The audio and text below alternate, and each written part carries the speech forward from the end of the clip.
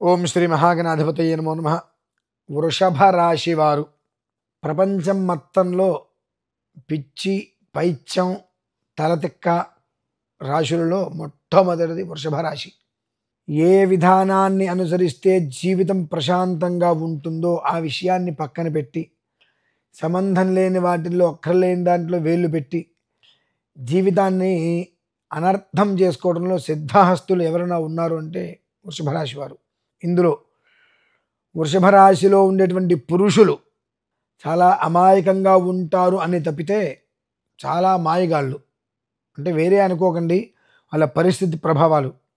అందులో వృషభ రాశిలో స్త్రీలు సామాన్యులైతే కాదు. గత కొంత సంవత్సరాలుగా కొంతకాలంగా ఏది ముట్టుకున్న మసే. ఇప్పుడు కూడా వాళ్ళ ఆలోచన ధోరణి, పద్ధతులు, విధానాలు మార్చుకునే పరిస్థితి లేకపోతే, చెబితే వినకపోతే చెడితే చూడమని పెద్దవాళ్ళు చెబుతూ ఉంటారు.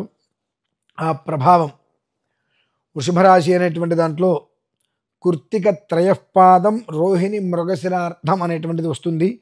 ఈ నక్షత్రాల వారు చాలా అంటే చాలా జాగ్రత్తగా ఉండాలి. ఏమాత్రం ఏమవుతుందిలే అనుకుంటే పాతాళంలో పడిపోతారు. వాళ్ళు నిలబడడానికి ఇప్పట్లో అవకాశం లేదు. మతిం ధర్మేం గతిం శుభాం అంటే మన పెద్దవాళ్ళు మనం ఏది తలుస్తే మనకు అదే జరుగుతుంది అంటారు చూసారా, అదే జరుగుతుంది. ఏదైతే తలుస్తామంటే ఒక మనిషికి ఏదైతే జరగాలి, ఒక మనిషిని మనం ఎలా అయితే ఏడిపిస్తున్నామో, ఒక మనిషిని ఎలా అయితే మనం ఇచ్చేయగలుగుతున్నామో, ఒక మనిషి మీద రకరకాలుగా వ్యవధానం మనం ఏదైతే చేసి ఎదుటి మనిషిని ఇబ్బంది పెట్టాలని అనుకుంటున్నామో అదంతా మనకే జరిగి మనమే అనుభవిస్తున్నాం. స్వయంకృతాపరాధము అని అంటారు.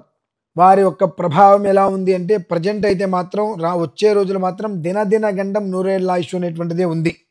ఏ కారణం చేత కూడా సొంత నిర్ణయాల్ని ఏకీకృతంగా స్థిరంగా తీసుకోలేకపోతున్నారు.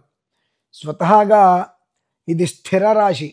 స్థిర రాశి అయినప్పటికీ కూడా ద్విస్వభావంగా తీసుకునేటువంటి ఆలోచనలు వలన అనర్థాలు అనేటువంటిది అపరిమితంగా వచ్చే అవకాశాలు ఎక్కువ ఉన్నాయి. కనుక ఈ వృషభ రాశి వారు అన్ని విధాల జాగ్రత్త తీసుకొని ఎంత తగ్గి ఉంటే అంత జీవితం బాగుంటుంది. స్వయంకృతంగా నాకు తెలుసు, నేను, నాది అనేటువంటి ఒక విధానంతో ముందుకు సాగుతూ ఉంటారు.